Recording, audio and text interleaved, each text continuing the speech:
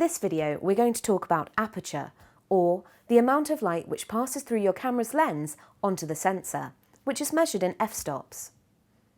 It might help to think of your lens aperture as being like your eye's pupil.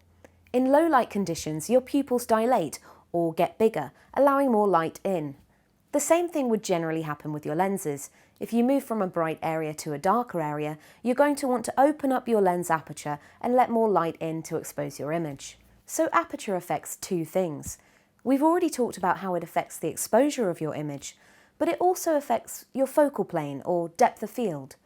Keep watching to see me demonstrate how apertures affect your depth of field by showing you the same image shot by the same lens at different f-stops.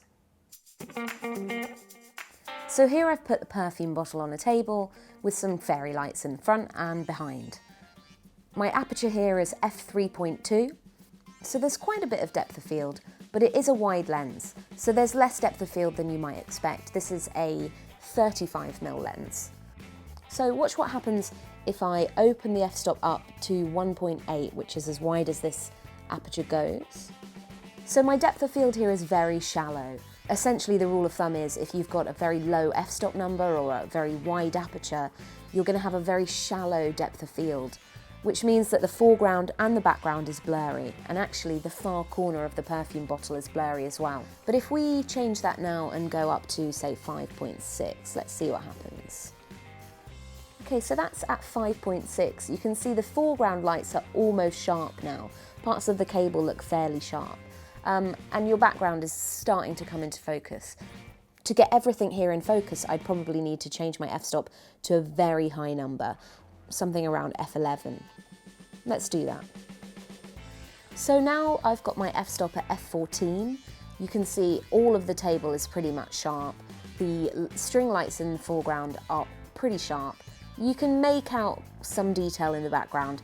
The lights aren't very blurry anymore. And that's just a really quick demonstration of what aperture does to your image.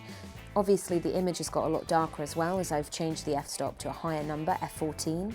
I have actually adjusted my ISO to 10,000, which I wouldn't normally recommend. So that's how aperture affects exposure and depth of field.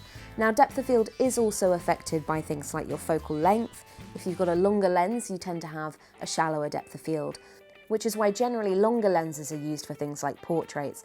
They give you a nice flattering look to the face with a very soft, cinematic, blurry background, and you get those circles of lights that we call bokeh. But I will be going into more detail on how focal length affects your images in another video, so subscribe and keep watching. So that's aperture. Thanks for watching.